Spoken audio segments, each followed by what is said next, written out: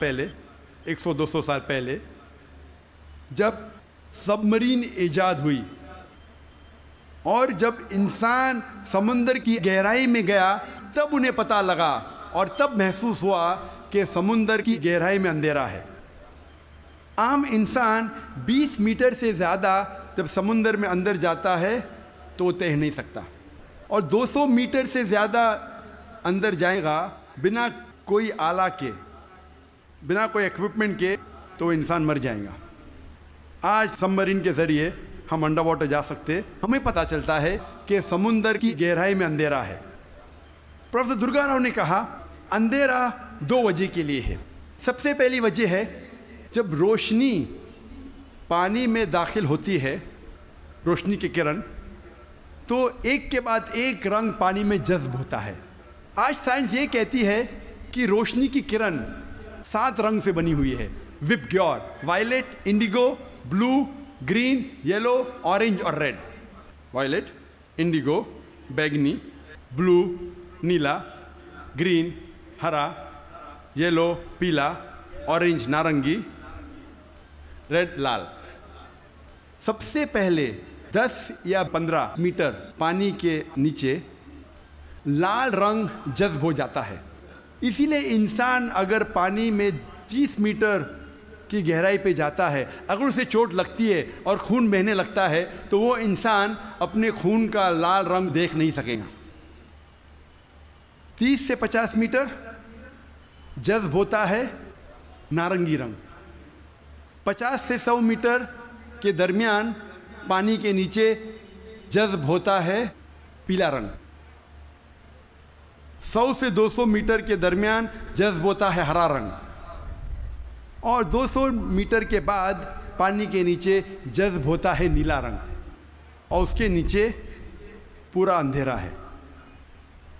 قرآن مجید میں لکھا ہے انکار کرنے والے کی ذہن کی کیفیت، انکار کرنے والے جو خدا کا انکار کرتے ہیں، جو خدا میں نہیں مانتے، اللہ سبحانہ وتعالیٰ میں نہیں مانتے، انکار کرنے والے کی ذہن کی کیفیت ایسی ہے جس طریقے سے گہرے سمندر میں اندھیرا پہ اندھیرا، لہر پہ لہر، اس کے اوپر بادل۔ دوسری وجہ اندھیرے کی ہے، پروفیسر درگا راؤ کہتے ہیں، وہ ہے بادل۔ جب سورج کی روشنی آتی ہے کئی بار بادل اس روشنی کو جذب کر لیتا ہے، اس لیے بادل کے نیچے ہم دیکھتے ہیں اندھیرا، اور جو روشنی بادل کے ذریعے جذب نہیں ہوتی اور جب سمندر میں جاتی ہے، کئی بار جو سمندر کے اوپر لہریں ہیں وہ لائٹ ریز کو ریفلیکٹ کرتی ہے، اور جو لائٹ ریز، جو روشنی کی کرن ریفلیکٹ نہیں ہوتی وہ سمندر میں داخل ہوتی ہے، اور جیسے میں نے کہا ایک رنگ کے بعد ایک رنگ جذب ہوتا ہے۔ لیکن قرآن مجید میں لکھا ہے انکار کرنے والے کی ذہن کی کیفیت ایسی ہے جس طریقے سے گہرے سمندر میں اندھیرے پہ اندھیرا، لہر پہ لہر۔ اس کی کیا معنی؟ لہر پہ لہر۔ ہم انسان جانتے تھے کہ سمندر کے اوپر لہر ہے، لیکن سن 1900 میں ہمیں پتہ لگا کہ سمندر کے نیچے بھی لہر ہے، اسے کہتے ہیں انٹرنل ویوز، اندرونی لہر، جو ڈفرینشیٹ کرتی ہے superficial part of the ocean کو deep part of the ocean سے۔ یہ اندرونی لہر تقسیم کرتی ہے سمندر کو اوپری سے اور اندرونی حصے میں۔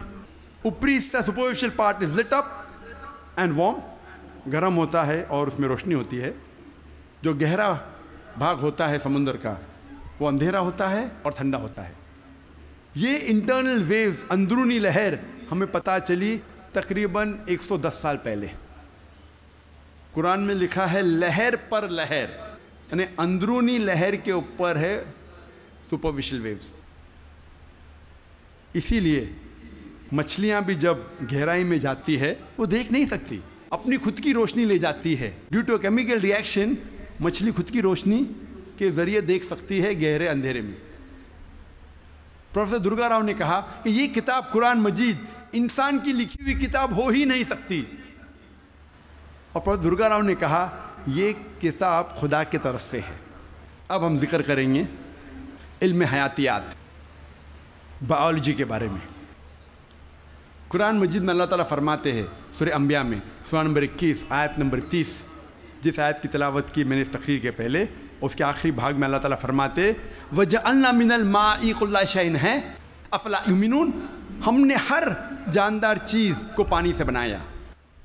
آپ سوچ سکتے ہیں 1400 سال پہلے ریگستان میں جہاں پانی کی قلت تھی، وہاں قرآن مجید میں لکھا ہے ہر جاندار چیز ہم نے پانی سے بنائی۔ کون اسے مان سکتا تھا اس وقت؟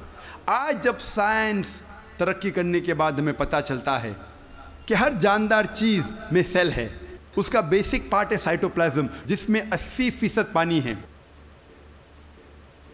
اور ہر لیونگ آرگینزم میں 50 سے 90% پانی ہے، اور ہر جاندار چیز کو جینے کے لیے پانی کی ضرورت ہے۔ قرآن مجید میں لکھا ہے سورہ نور میں سورہ نمبر 24 آیت نمبر 45 میں ہم نے ہر جانور کو پانی سے بنایا۔ قرآن مجید میں لکھا ہے سورہ فرقان میں سورہ نمبر 25 آیت نمبر 54 میں ہم نے ہر انسان کو پانی سے بنایا ہے۔ اب ہم ذکر کریں گے علم نباتات کا۔ نباتات کے معنی ہے باٹنی۔ ہمیں پہلے یہ نہیں پتا تھا کہ پیڑ پودے میں بھی جنس ہے، مؤنث اور مذکر۔ یہ حال ہی میں جب سائنس ترقی کا ہمیں پتہ چلا کہ پیڑ پودے میں بھی مذکر اور مؤنث ہے، جنس ہے۔ قرآن مجید میں اس کا ذکر ہے سورہ طٰہٰ میں سورہ نمبر 20 آیت نمبر 53 میں، آیت نمبر 53 میں اللہ سبحانہ و تعالیٰ آسمان سے پانی برساتا ہے اور اس کے ذریعے پیڑ اور پودے جوڑوں میں پیدا کرتا ہے، مؤنث اور مذکر۔ اللہ تعالیٰ فرماتے ہیں سورہ رعد میں سورہ نمبر 13 آیت نمبر 3 میں کہ ہر پھل ہم نے بنایا جوڑے میں 2 اور 2۔ آپ سوچ سکتے ہیں 1400 سال پہلے جو ہم نے حال ہی میں جانا کہ پیڑ پودے میں بھی جنس ہے، مؤنث اور مذکر۔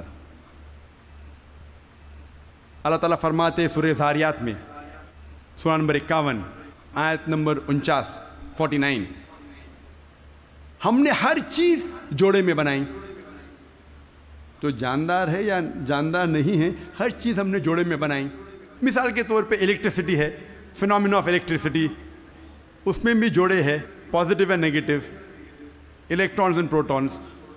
قرآن مجید میں اللہ تعالیٰ فرماتے سورہ یاسین میں سورہ نمبر 36 آیت نمبر 36 میں ہر چیز جو زمین سے پیدا ہوتی ہے، ہر انسان کو ہم نے جوڑے میں بنایا ہے، اور جو چیز انسان جانتے ہیں اور نہیں جانتے ہیں اس کو بھی ہم نے جوڑے میں بنایا ہے۔ اللہ تعالیٰ فرماتے ہیں کہ اللہ تعالیٰ نے سب چیز جوڑے میں بنائی۔ اب ہم ذکر کریں گے علم حیوانات کا، زوالوجی، علم حیوانات، زوالوجی۔ اللہ تعالیٰ فرماتے ہیں قرآن مجید میں سورہ انعام میں سورہ نمبر 6 آیت نمبر 38 میں ہر جانور جو زمین پہ چلتا ہے، ہر پرندہ جو آسمان میں اڑتا ہے، ہم نے انہیں انسان جیسے گروہوں میں رہنا سکھایا ہے۔ We have made them to live in communities like the human beings, the animals and the birds۔ اور آج سائنس تسلیم کرتا ہے کہ جانور اور پرندے بھی انسان جیسے گروہوں میں رہتے ہیں، they live in communities۔ اللہ تعالیٰ فرماتے ہیں سورہ نحل میں سورہ نمبر 16 آیت نمبر 68 اور 69 میں، 68 اور 69 میں اللہ سبحانہ و تعالیٰ نے شہد کی مکھی کو سکھایا ہے کہ وہ اپنا چھتا بنائیں پیڑ میں، پہاڑ میں، انسان جہاں رہتے ہیں وہاں، اور مہارت کے ساتھ اپنا راستہ ڈھونڈے۔ اللہ تعالیٰ کیا کہنا چاہتا ہے جب کہتا ہے کہ ہم نے سکھایا شہد کی مکھی کو مہارت کے ساتھ اپنا راستہ ڈھونڈے؟ سن 1973 میں 1973 میں ایک مشہور سائنسداں جس کا نام تھا فون فریش، اس کو نوبل پرائز ملا ڈسکرائب کرنے کے لیے the behaviour of the bee and how they find the species path of the lord. اس کو نوبل پرائز ملا شہد کی مکھی کے بارے میں ریسرچ کرنے کے لیے۔ اور فون فریش کہتے ہیں کہ جب بھی کوئی مدھ مکھی، شہد کی مکھی ایک نیا باغیچہ ڈھونڈتی ہے اور ایک نیا پھول ڈھونڈتی ہے جس سے نیکٹر کو لیا جا سکتا ہے، وہ اپنے دوست سے جا کے کہتی ہے یہ نئے پھول کی دشا، اس نئے پھول تک کس طریقے سے پہنچنا اس کا نقشہ بتاتی ہے اپنے بدن کو ہلانے سے، جسے سائنس میں کہتے ہیں بی ڈانس، شہد کے مکھی کا ناچنا۔ اپنے بدن کو ہلانے کے ذریعے وہ بتاتی ہے کس طریقے سے اس نئے پھول کی طرف آپ پہنچ سکتے ہیں. اور یہ آج سائنس جانتا ہے due to high photographic methods. اور قرآن میں جو شہد کی مکھی جو کام کرتی ہے، جسے انگلش میں کہتے ہیں ورکر بی، اس کا جنس کہا گیا ہے کہ وہ ہے فیمنن، وہ مؤنث ہے. عربی میں کہا گیا ہے فصل کی کلی، مطلب مؤنث. انسان پہلے سمجھتے تھے کہ وہ کام کرنے والی شہد کی مکھی ہے مذکر، میل ہے. اسی لیے شیکسپیئر اپنی کتاب میں لکھتا ہے ہنری the 4 میں کہ سولجر بیز، مرد شہد کی مکھی آپس میں بات کرتے ہیں اور رپورٹ کرتے ہیں راجا کے پاس. آج سائنس کہتی ہے کہ جو کام کرنے والے شہد کی مکھی وہ مذکر نہیں ہے، مؤنث ہے، دے آر فیمینائن. اور وہ راجا کے پاس جا کے رپورٹ نہیں کرتی، وہ رانی کے پاس جا کے رپورٹ کرتی ہے. آپ سوچ سکتے ہیں قرآن مجید 1400 سال پہلے اس ورکر بی کا جنس بھی بتاتا ہے کہ فیمنن ہے، مؤنث ہے. اللہ تعالیٰ فرماتے ہیں سورہ عنکبوت میں، سورہ نمبر 29 آیت نمبر 41 میں کہ جو لوگ اللہ کے علاوہ جس کو مددگار بناتے ہیں ان کی مثال ہے مکڑی جیسی، لائک اے اسپائڈر. اور مکڑی اپنے لیے گھر بناتی ہے اور مکڑی کا گھر کمزور ہے. قرآن مجید میں یہ کہنے کے علاوہ کہ جو لوگ اللہ کے علاوہ کسی کو مددگار بناتے ہیں وہ اپنا گھر ویب جیسا، جالا جیسا گھر بناتے ہیں جو کمزور ہے، نازک ہے. اس کے علاوہ یہ اشارہ کر رہا ہے، آج سائنس یہ کہتی ہے کہ many a time the female spider kills the male spider. مکڑی مکڑے کا قتل کرتی ہے. آج سائنس یہ کہتی ہے کہ بتانے کے علاوہ کہ جو جال مکڑی کا کمزور ہے، یہ بھی بتاتی ہے کہ فیملی ریلیشن شپ، گھر میں کیسا برتاؤ ہے. مکڑی کئی بار مکڑے کا قتل کرتی ہے اور کہا جاتا ہے بلیک وڈو، کالی ودوا یا کالی بیوہ. قرآن مجید میں اس کا ذکر ہے 1400 سال پہلے. اللہ تعالیٰ فرماتے ہیں سورہ نمل میں، سورہ نمبر 27 آیت نمبر 17 اور 18 میں، سلیمان علیہ السلام کے آگے ان کی فوج تھی، جن کی، انسانوں کی اور پرندے کی. اور جب وہ چوٹی کی وادی کی طرف جا رہے تھے، ایک چوٹی کہتی ہے دوسرے چوٹیوں سے کہ آپ اپنے بل میں چلے جاؤ ورنہ سلیمان علیہ السلام انجانے میں ہمیں کچل لیں گے. لوگ کہیں گے کیسی کتاب ہے یہ قرآن مجید، چوٹی آپس میں بات کر رہے ہیں، یہ تو پریوں والی کہانی ہے. قرآن مجید چوٹی آپس میں بات کرتی ہے. آج سائنس یہ کہتا ہے کہ کوئی بھی جانور، کوئی بھی انسیکٹ جو انسان کے سب سے قریب ہے بیہیویئر میں، جس طریقے سے زندگی بسر کی جاتی ہے، وہ ہے چیٹی. آج سائنس یہ کہتی ہے کہ جس طریقے سے انسان مرنے کے بعد انسانوں کو دفن کرتے ہیں، اس طریقے سے چیٹی بھی مرنے کے بعد دوسرے چیٹی کو دفن کرتی ہے. جس طریقے سے دے سوفسٹیکیٹڈ لیبر، چیٹی کے پاس بھی جب وہ کام کرتے ہیں، مینیجر ہے، سپروائزر ہے، فورمین ہے، ورکر ہے، چیٹی اکثر مل کے بات کرتی ہے. آج سائنس یہ کہتی ہے they have a sophisticated method of communication. ان کے بات چیت کرنے کا طریقہ بہت اعلیٰ درجے کا ہے. سائنس یہ کہتی ہے کہ چیٹی اکثر سامان کا لین دین کرتی ہے سوق میں. They have market places where they exchange goods. ہمارے وہاں سوق ہے نا، کیا کہتے ہیں، مارکیٹ، جہاں ہم لین دین کرتے ہیں. اس طریقے سے چیٹی بھی مارکیٹ ان کی ہوتی ہے خود کی، جہاں لین دین کرتی ہے چیزوں کی. آج سائنس یہ کہتی ہے جب چیٹی کوئی دانہ کو جمع کرتی ہے اور اس دانے میں بڈنگ ہوتا ہے تو چیٹی اس دانے کے بڈ کو کاٹتی ہے، جیسا وہ جانتی ہے کہ budding will cause rotting of the grains. Budding کے وجہ سے وہ دانہ سڑ جائے گا. اور اگر وہ دانہ بھیگ جاتا ہے بارش میں، چیٹی اس دانے کو سورج کی روشنی میں لے آتی ہے سکھانے کے لیے، پھر واپس لے جاتی ہے. ہم اکثر دیکھتے ہیں چیٹیاں دانے کو لے کے جا رہی، کہاں لے کے جا رہی ہے؟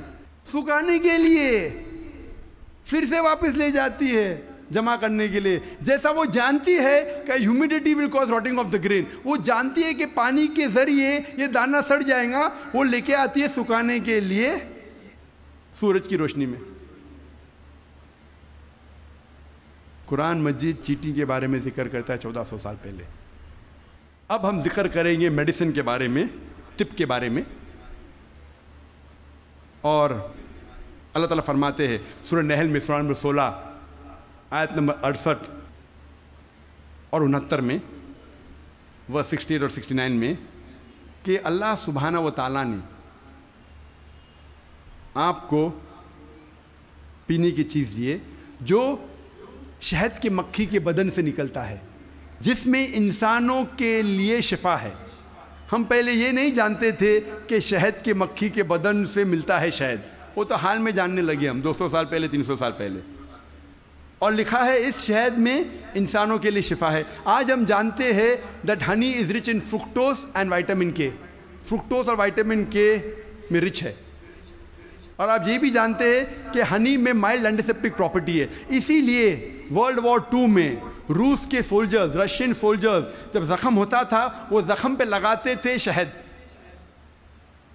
اور اس شہد کے ذریعے زخم اچھا ہوتا تھا وداؤٹ لیونگ اینی اسکار ٹیشو. اور کیونکہ شہد میں ڈینسٹی ہے، گاڑھا ہے، اس کے وجہ سے بیکٹیریا اور فنگس اس زخم میں نہیں اگتا تھا.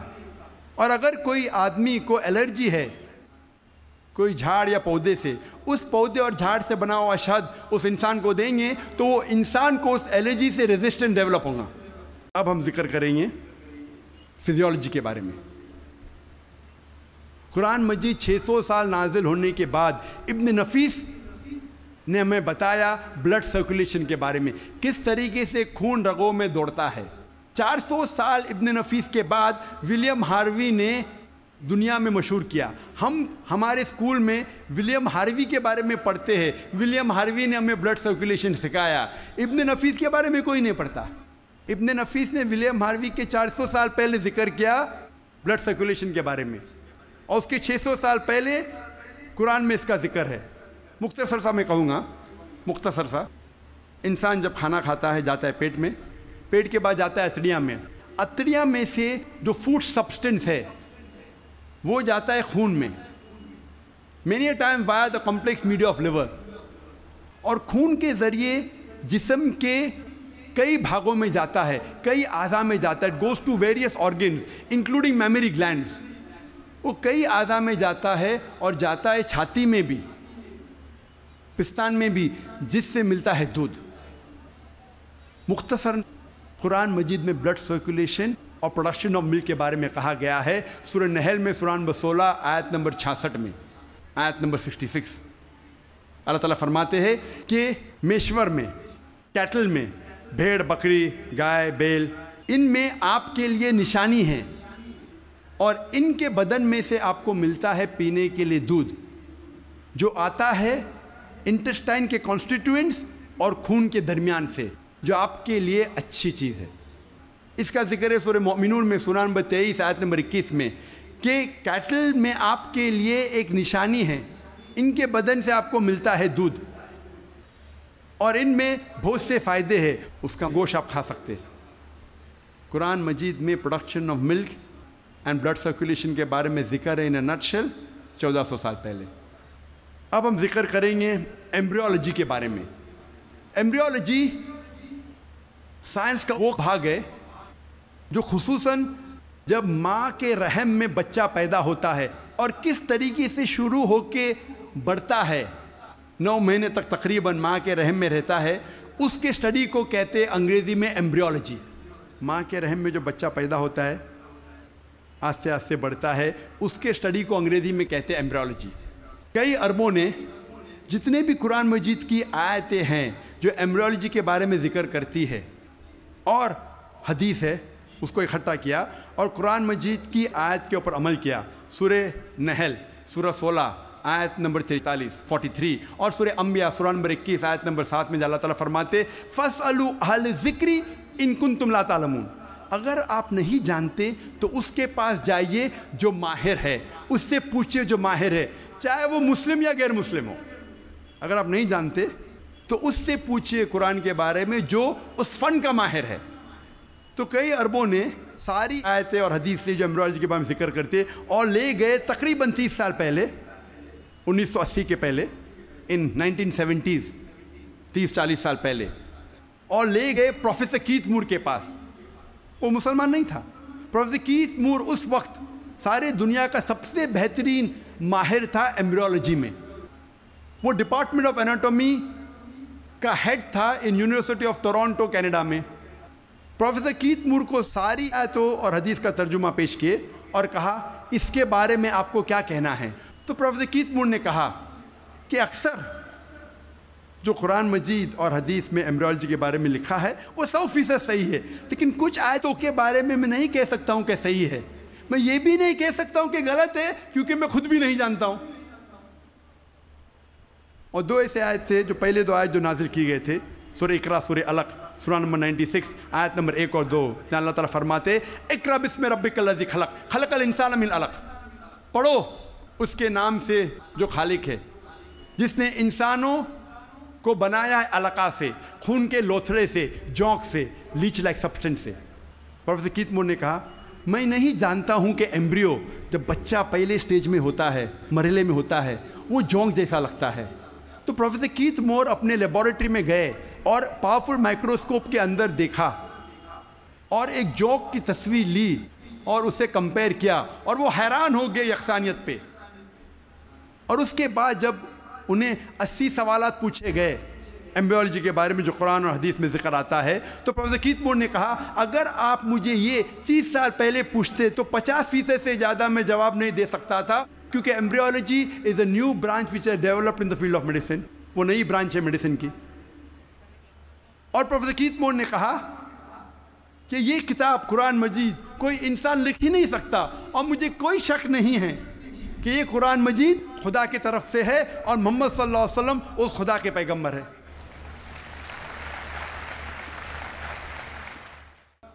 اللہ تعالیٰ فرماتے ہیں سورہ طارق میں سورہ نمبر 86 میں 86 آیت نمبر 5 6 7 میں کہ انسان نہیں سوچتا وہ کس سے بنا، وہ ایک سیال قطرہ سے بنا جو گرا اس جگہ سے ریڑھ کی ہڈی اور پسلی کے بیچ. اللہ تعالیٰ کیا کہنا چاہتے جب کہا کہ انسان بنا ایک سیال قطرے سے جو گرا ریڑھ کی ہڈی اور پسلی کے بیچ. آج سائنس ترقی کرنے کے بعد میں پتہ لگتا ہے کہ جو جنسی اعضاء ہے، جینائٹل آرگنز ہیومن بینگز میں، وہ ایمبریونک ایج میں جب ماں کے رحم میں جب بچہ رہتا ہے وہ وجود میں آتا ہے اس جگہ جس جگہ گردہ ہے، جس جگہ کڈنی ہے، space between the spinal cord and the 11th and 12th rib، اس جگہ ریڑھ کی ہڈی اور 11ویں اور 12ویں پسلی کے بیچ. جنسی اعضاء ٹیسٹیکلز اور اووری وہاں سے وجود میں آتے ہیں. اس کے بعد وہ ڈسینڈ وہ نیچے اترتے ہیں. عورت میں پیلوس تک، آدمی میں through the inguinal canal into the scrotum. لیکن نیچے آنے کے بعد یہ جنسی اعضاء جب انسان بڑا بھی ہو جاتا ہے، ماں کے پیٹ کے باہر نکلتا ہے، پھر بھی نیچے اترنے کے باوجود ان کے خون کا سپلائی اور نرو سپلائی اسی جگہ سے آتا ہے جہاں گردہ موجود ہے، اور لمفیٹک ڈرینیج اسی جگہ جاتا ہے جہاں گردہ موجود ہے، ریڑھ کی ہڈی اور 11ویں اور 12ویں پسلی کے بیچ. قرآن مجید میں اللہ تعالیٰ فرماتے سورہ حج میں سورہ نمبر 22 آیت نمبر 5 اور سورہ مومنون میں سورہ نمبر 23 آیت نمبر 13 میں کہ ہم نے انسان کو نطفہ سے بنایا ہے. نطفہ کے معنی عربی میں ہے ایک چھوٹا سا سیال قطرہ، مائنیوٹ کوانٹٹی آف لکوڈ. جس طریقے سے آپ کپ کو خالی کرتے اور جو چھوٹا سا قطرہ سیال کا رہتا ہے، سیال قطرہ اسے کہتے ہیں نطفہ. اللہ تعالیٰ فرماتے ہیں سورہ سجدہ میں سورہ نمبر 32 آیت نمبر 8 میں ہم نے انسان کو بنایا ہے سلالہ سے. سلالہ کے معنی عربی میں ہے پورے حصے کا سب سے بہترین حصہ. سارے بھاگ کے سب سے بہترین بھاگ کو کہتے ہیں سلالہ. آج سائنس یہ کہتا ہے کہ 1 سمائنل ایمیشن میں 30 کروڑ سپرمز ہے. آدمی جب ایجیکولیٹ کرتا ہے عام طور پہ تقریباً 30 کروڑ سپرم ایجیکولیٹ کرتا ہے. اس میں سے صرف ایک ہی کافی ہے، اونلی 1 سپرماٹوزوا، ایک کافی ہے بیضے کو فرٹیلائز کرنے کے لیے، بوجھل کرنے کے لیے، ایک ہی کافی ہے. اس 30 کروڑ میں سے ایک کو قرآن کہتا ہے سلالہ، best part of the whole, سارے حصے کا سب سے بہترین حصہ. اللہ تعالیٰ فرماتے سورہ انسان میں سورہ نمبر 76 آیت نمبر 2 میں، ہم نے انسان کو تحفہ دیا ہے، صلاحیت دی ہے سننے کی اور دیکھنے کی۔ قرآن میں لکھا ہے سب سے پہلے آتی ہے انسان میں صلاحیت سننے کی۔ آج سائنس یہ کہتی ہے کہ 22ویں دن میں ماں کے پیٹ میں بچے کا کان اندرونی حصہ شروع ہوتا ہے اور 5ویں مہینے تک کمپلیٹ ہوتا ہے، 7ویں مہینے میں آنکھ کھلتی ہے۔ تو قرآن میں لکھا سب سے پہلے آتی ہے سننے کی صلاحیت، اس کے بعد دیکھنے کی۔ قرآن میں اس کا ذکر ہے سورہ سجدہ میں، سورہ نمبر 32 آیت نمبر 9 میں بھی، ہم نے انسان کو دی ہے صلاحیت سننے کی، سوچنے کی اور سمجھنے کی۔ قرآن مجید میں جب جینٹکس کے بارے میں ہم پڑھتے ہیں، آج سائنس یہ کہتی ہے کہ جو انسان کا جنس ہے وہ آدمی کے سیال سپرم پہ ڈپینڈ کرتا ہے، منی پہ ڈپینڈ کرتا ہے، اور اگر 23rd پیئر آف کروموزوم 23ویں جوڑی کروموزوم کی اگر وہ XX ہے تو ہو جاتی ہے لڑکی، اگر XY ہے تو بن جاتا ہے لڑکا، اور منی ذمہ دار ہے یہ جاننے کے لیے کہ لڑکا ہے لڑکی ہے۔ منی کا اگر X حصہ لیتا ہے فرٹیلائزیشن میں تو بنتی ہے لڑکی، اگر Y حصہ لیتا ہے تو بنتا ہے لڑکا۔ یہ ہم حال ہی میں جانیں، قرآن مجید میں اس کا ذکر ہے 1400 سال پہلے، سورہ نجم میں سورہ نمبر 53 آیت نمبر 45-46 میں اللہ تعالیٰ فرماتے ہم نے انسان کو جوڑے میں بنایا ہے، میل اینڈ فیمیل، جنس میں مذکر اور مؤنث، ایک قطرے سے جو آدمی سے آتا ہے، عربی میں لکھا ہے تمنا۔ اس کا ذکر ہے سورہ قیامہ میں سورہ نمبر 75 سورہ نمبر 75 آیت نمبر 37-39۔ اس میں اللہ تعالیٰ فرماتے ہم نے انسان کو بنایا ہے نطفۃ من منی یمنا، ہم نے انسان کو بنایا ہے آدمی کے منی کے نطفے سے، سپرم، اور پھر بنا علقات سے مدغہ، اور ان کو جنس ڈالی، مرد اور عورت۔ قرآن میں لکھا ہے یہ سپرم منی رسپانسبل ہے for giving the sex to the child, male اور فیمیل۔ ہمارے دیش میں اکثر والدین چاہتے ہیں کہ لڑکا پیدا ہو، اگر لڑکی پیدا ہوتی ہے تو ساس کہیں گی بہو سے کہ تو نے لڑکی کو پیدا کیوں کی، لڑکی کو پیدا کیوں کی؟ لڑکی یا لڑکا ہونا اللہ سبحانہ تعالیٰ کے ہاتھ میں ہے، لیکن اگر کسی کو دوش دینا ہے تو سائنس اور قرآن کہتا ہے کہ لڑکی یا لڑکا ہونے کے لیے مرد کا سپرم منی از رسپانسبل، مرد کا منی ذمہ دار ہے۔ تو اگر ساس کو کسی کو دوش دینا ہے تو اپنے بیٹے کو دینا چاہے، بہو کو نہیں، کیونکہ سائنس اور قرآن کہتا ہے کہ سپرم از رسپانسبل۔ اللہ تعالیٰ فرماتے ہیں سورہ زمر میں سورہ نمبر 39 میں آیت نمبر 6 میں کہ ہم نے انسان کو ماں کے رحم میں بنایا، ایک مرحلے کے بعد دوسرے مرحلے میں، stages after stages, in 3 veils of darkness, 3 اندھیرے پردوں میں۔ پروفیسر کیتھ مور نے کہا یہ 3 پردے اندھیرے کے معنی ہیں اینٹی ایبڈومنل وال، یوٹرائن وال، ایمنیو کوریونک ممبرین۔ اینٹی ایبڈومنل وال مطلب ماں کے آگے کی پیٹ کی دیوار، یوٹرائن وال مطلب رحم کی دیوار، اور ایمنیو کوریونک ممبرین۔ قرآن مجید میں ایمبریولوجیکل سٹیجز، کس طریقے سے بچہ آہستہ آہستہ بڑھتا ہے، ماں کے رحم میں پلتا ہے اور بڑا ہوتا ہے، اس کا تفصیل سے ذکر کیا گیا قرآن مجید میں کئی آیتوں میں۔ ایک سورہ کی 3 آیت پیش کروں گا، سورہ مومنون کی سورہ نمبر 23 آیت نمبر 12 سے 14 میں اللہ تعالیٰ فرماتے ہیں کہ ہم نے انسان کو بنایا ہے کوئنٹیسنس آف کلے سے، انسان کو بنایا ہے طین کے سلالے سے، اور پھر اس کو بنایا نطفہ میں، نطفہ کو رکھا قرار مکین میں، پھر نطفے کو بنایا علقہ میں، علقہ سے تبدیل کیا مدغہ میں، مدغہ سے بنایا عظامہ، اور اس عظامہ پر ہم نے ڈالا لحم، اور اللہ سبحانہ وتعالیٰ نے اس کے بعد ایک نئی جاندار چیز بنائی۔ مختصر سم اس کا ذکر کروں گا۔ اللہ تعالیٰ فرماتے ہم نے انسان کو طین کے سلالہ سے بنایا، نطفہ میں، نطفہ میں نے کہا مائنیوٹ کوانٹٹی آف لکوڈ، سیال قطرہ، اور اس کو ایک قرار مکین میں رکھا، محفوظ جگہ میں، قرار مکین، محفوظ جگہ۔ ہم جانتے ہیں سائنس کہتا ہے کہ ماں کے رحم میں جب بچہ ہے وہ پیچھے کے حصے سے ریڑھ کی ہڈی سے پروٹیکٹڈ ہے، محفوظ ہے، پوسٹیریئر مسل سے، اور آگے سے اینٹی ایبڈومنل وال اور یوٹرائن وال سے۔ ہم نے پھر بنایا علقہ میں۔ علقہ کے 3 معنی ہیں، ایک ہے جوک، دوسرا ہے خون کا لوتڑا، اور تیسرا ہے ٹو کلنگ، مطلب چپک کے لٹکنا۔ علاقہ کے 3 معنی، ایک معنی کا ذکر میں کر چکا ہوں کہ جوک ہے، لیچ لائک سبسٹنس۔ وہ دکھنے کے علاوہ آج سائنس یہ کہتی ہے کہ ماں کے رحم میں بچہ جونک جیسا برتاؤ کرتا ہے، ماں کے ذریعے خون چوستا ہے تھرو دا پلیسنٹا، تو دکھنے کے علاوہ جونک جیسا برتاؤ بھی کرتا ہے۔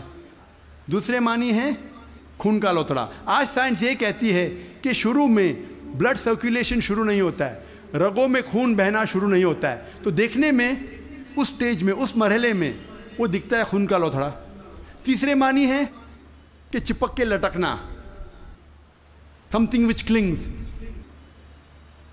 آج سائنس یہ کہتی ہے کہ ماں کے رحم میں بچہ چپک کے لٹکتا ہے ماں کے رحم کی دیوار کو۔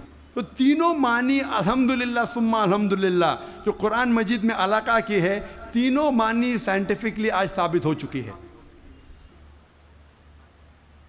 اس کے بعد علاقہ سے بن جاتا ہے مدغہ۔ مدغہ کے معنی چبائی ہوئی چیز، اچوڈ لائک لمپ۔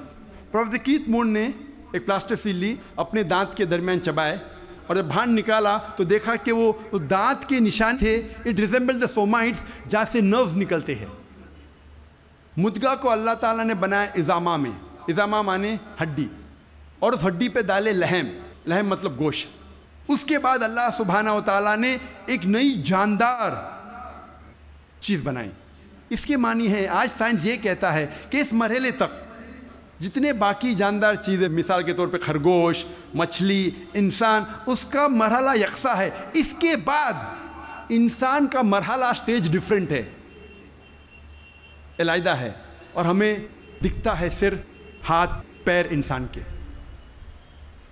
جب یہ ساری آیتوں کا ذکر پروفیسر کیتھ مور کے سامنے رکھا، پروفیسر کیتھ مور نے کہا، 80 سوالات جب انہیں پوچھے گئے تھے، انہوں نے کہا یہ سب تو مجھے سائنس نے اب بھی ترقی کیا معلوم پڑا، اور جو بھی نئی چیز انہیں ملی قرآن کے ذریعے، حدیث کے ذریعے، ان نے اپنی نئی کتاب میں داخل کیا، اور انہوں نے لکھا دا 3rd addition of the developing human. میں جب میڈیکل کالج میں تھا، ہمیں اگر اچھے مارکس ملنا چاہیے تو ہم ریفر کرتے تھے کتاب پروفیسر کیتھ مور کی، ڈیولپنگ ہیومن۔ اگر جسٹ پاس ہونے کا ہے تو ہم ریفر کرتے تھے اندربیر سنگھ، جسٹ پاس ہونے کے۔ ایمبریولوجی میں اگر ہم اچھے مارکس چاہتے، ہم ریفر کرتے تھے کتاب پروفیسر کیتھ مور کی، ڈیولپنگ ہیومن۔ جب میں میڈیکل کالج میں تھا اس وقت مجھے کتاب نہیں ملی۔ جب 3rd ایڈیشن، ان نے نئی چیز جو ملی قرآن اور حدیث کے ذریعے، انہیں اپنی کتاب میں داخل کی، جس کے لیے انہیں ایوارڈ ملا تھا best medical book written by single author in that year, سب سے بہترین طب کی کتاب جو کسی ایک لیکھک نے لکھی۔ اور یہ کتاب کا ترجمہ کئی زبانوں میں ہو چکا ہے۔ اللہ تعالیٰ فرماتے ہیں سورہ حج میں، سورہ نمبر 22 آیت نمبر 5 میں، کہ ہم نے انسان کو بنایا علقہ سے، علقہ سے بنایا مدغہ، کچھ اعضاء بنے ہوئے، کچھ نہیں بنے ہوئے، some organ formed, some not formed. جب یہ آیت کا ترجمہ دکھایا گیا تھا پروفیسر مارشل جانسن کو، جو تھامس جیفرسن یونیورسٹی فیلاڈیلفیا USA کے جو ڈین تھے، انہوں نے کہا اگر اس مرحلے پہ ہم کہیں گے کہ یہ پورا انسان ہے، پورے اعضاء بنے ہوئے ہیں، تو غلط ہے، کچھ اعضاء نہیں بنے۔ اگر ہم کہیں گے یہ پورا انسان نہیں ہے تو یہ غلط ہے کہ کچھ اعضاء بنے ہیں۔ تو قرآن مجید میں جو تفصیل سے ذکر آتا ہے کہ some organ formed, some not formed, اس سے بہترین ڈسکرپشن کوئی میڈیکل کتاب میں آپ کو نہیں ملے گی۔ Partly formed and partly unformed, some cell differentiated, some undifferentiated. وقت کی قلت ہونے کی وجہ سے صرف اور 2 سائنٹیفک حقائق کو پیش کروں گا میں۔ اللہ تعالیٰ فرماتے سورہ قیامہ میں، سورہ نمبر 75، سورہ نمبر 75 آیت نمبر 3 اور 4 میں، انکار کرنے والے جب کہیں گے اللہ سبحانہ و تعالیٰ آخرت کے دن میں ہماری ہڈیوں کو کیسے جوڑے گا؟ ہم جانتے ہیں مرنے کے بعد دفن ہو جاتے، ہڈیاں مٹی میں مل جاتی ہے، ڈسنٹیگریٹ ہوتی ہے، تو اللہ تعالیٰ آخرت میں ہماری ہڈیوں کو کیسا اکٹھا کرے گا، کیسے ہمیں پہچانے گا؟ اللہ تعالیٰ کہتا ہے کہ ان سے کہو کہ اللہ سبحانہ و تعالیٰ صرف ہڈیوں کو اکٹھا نہیں کر سکتا لیکن آپ کی انگلیوں کے پور پور کو پھر سے بنا سکتا ہے۔ اللہ تعالیٰ کیا کہنا چاہتے ہیں کہ ہڈیوں کو صرف اکٹھا نہیں کر سکتا لیکن آپ کی انگلیوں کے پور پور کو پھر سے اکٹھا کر سکتا ہے۔ سن 1880 میں سر فرانسس گولڈ نے ایجاد کیا فنگر پرنٹنگ میتھڈ اور کہا کہ کروڑوں لوگوں کے درمیان 2 لوگ میں یکساں فنگر پرنٹس نہیں ہیں، اور آج ہم فنگر پرنٹنگ میتھڈ استعمال کرتے ہیں مجرم کو پکڑنے کے لیے۔ انٹرپول کرتی ہے، پولیس کرتی ہے، CID، FBI، CIA، جاننے کے لیے مجرم کون ہے۔ جو 1880 میں ہم نے جانا 130 سال پہلے، 1400 سال پہلے قرآن میں لکھا ہے، ہڈیوں کو تو چھوڑو، ہم آپ کے انگلیوں کے پور پور کو اکٹھا کر سکتے ہیں۔ میں تقریر کے آخری میں پروفیسر تگڑا تقی شان کی مثال پیش کرنا چاہتا ہوں۔ ہم طبیب پہلے یہ سمجھتے تھے کہ درد کا احساس کرنے کے لیے دماغ کافی ہے، brain is sufficient for realizing the pain. ابھی سائنس ترقی کرنے کے بعد ہمیں پتہ لگتا ہے کہ چمڑیوں میں پین ریسیپٹرز ہے، درد کا احساس کرنے کے آلہ ہے، ریسیپٹرز ہے، جو بہت ضروری ہے درد کا احساس کرنے کے لیے، جس کے بنا انسان درد کا احساس نہیں کر سکتا۔ اسی لیے جب کوئی انسان جل جاتا ہے، جب کوئی انسان زخمی ہو جاتا ہے جلنے کی وجہ سے اور ڈاکٹر کے پاس جاتا ہے، ڈاکٹر ایک سوئی لیتا ہے اور اس جلے ہوئے حصے کو چبوتا ہے۔ اگر مریض کو درد ہوتا ہے ڈاکٹر خوش ہے، pain receptors intact, pain receptors محفوظ ہے۔ اگر مریض کو درد نہیں ہوتا ہے ڈاکٹر کو افسوس ہوتا ہے، پین ریسیپٹرز ختم ہو چکے ہیں، مر چکے ہیں۔ آج ہمیں پتہ چلا کہ پین ریسیپٹرز بھی ضروری ہے درد کا احساس کرنے کے لیے۔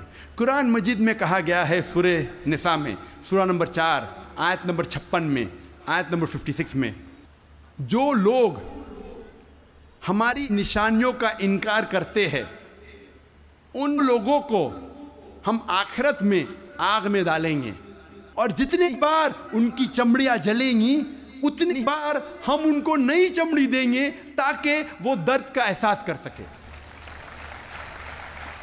اللہ تعالیٰ کیا کہنا چاہتا ہے کہ جو لوگ ہماری نشانیوں کو جھٹلاتے ہیں، انکار کرتے ہیں، ہم ان کو آخرت میں آگ میں ڈالیں گے، اور جتنی بار ان کی چمڑیاں جلیں گی اتنی بار ہم ان کو نئی چمڑی دیں گے تاکہ وہ درد کا احساس کر سکے۔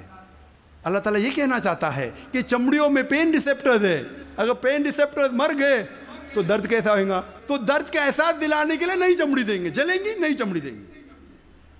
پروفیسر تگڑا تقی شان وہ ڈین ہیں ایک میڈیکل کالج کے یونیورسٹی تھائی لینڈ میں، اور انہوں نے کئی سال بتائے پین ریسیپٹرز پہ تحقیق کرنے میں۔ جب ان کو یہ ترجمہ دیا قرآن مجید کی آیت کا، انہوں نے کہا یہ ممکن ہی نہیں ہے، یہ کتاب 1400 سال پہلے پین ریسیپٹرز کے بارے میں ذکر کر رہی، ہم نے تو آج ہی نہیں جانا۔ وہ ماننے سے انکار کیے۔ پھر اس کے بعد جب تحقیق کی، دوسرے سائنٹسٹ، سائنسداں سے چیک کیا کہ ترجمہ صحیح تھا، اتنے متاثر ہوئے کہ 8ویں کانفرنس ریاض میں، سائنٹیفک سائنس آف قرآن میں، اس کانفرنس کے بیچ ہی پروفیسر تگڑا تقی شان نے شہادت دی اور کہا لا الہ الا اللہ محمد رسول اللہ، نہ کوئی معبود اللہ کے علاوہ، اور اس کے آخری پیغمبر محمد صلی اللہ